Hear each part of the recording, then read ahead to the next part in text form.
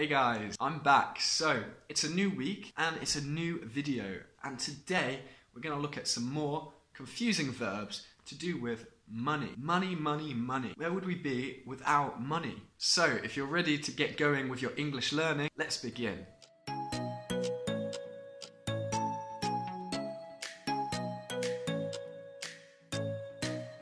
Okay guys, so we are always talking about money and we got so many verbs that are specific just for money. I mean, we got save, we got spend, waste, money. Why do we need so many verbs with money? It gets so confusing. However, please don't worry. We're going to look at some of the most confusing verbs with money.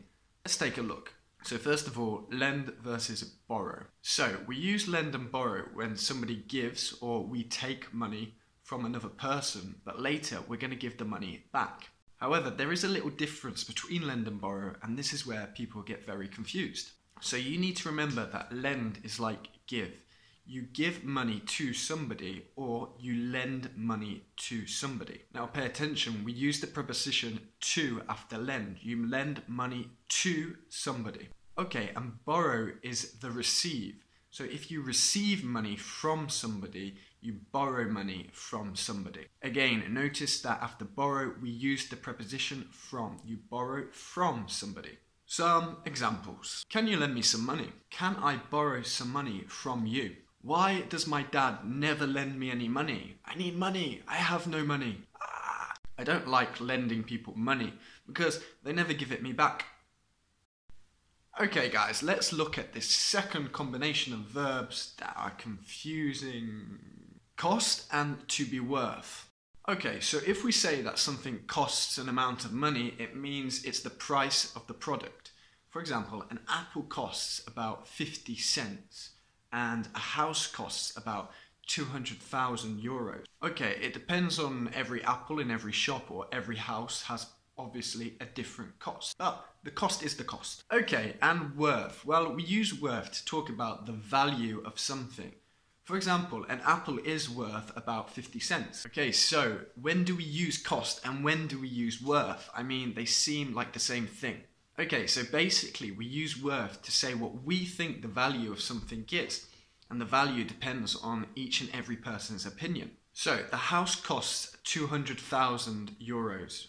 And remember, the cost is the cost. You can't change it, you have to pay it. But in my opinion, the house isn't worth 200,000 euros. I think it's worth much less. I think it's worth 100,000 euros. So this book costs 12 euros, but in my opinion, it's worth at least 15 euros. It's an amazing book, a great read. Okay, so the last verb that I want to talk to you about today is this verb afford. I can afford or I can't afford. Okay, so if you can afford something, it means that you have enough money to do something.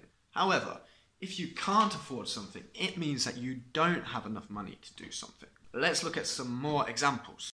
Okay guys, so if I want to buy a car, I can afford, let's say, a Fiat. I mean, a Fiat's a good car and I can afford it. I have enough money. However, unfortunately, I can't afford a Lamborghini. I don't have enough money to buy a Lamborghini. Okay guys, so those are my confusing money verbs explained. I hope you found the video really useful, and why don't you leave some example sentences in the comments using these money verbs. And also guys, I really love to hear your opinions, so let me know in the comments, what things do you think are more important than money, if anything, or is money the most important thing? Okay, so thank you very much for watching, and as always, please give the video a big like, click subscribe if you haven't already, and I will see you in the next video.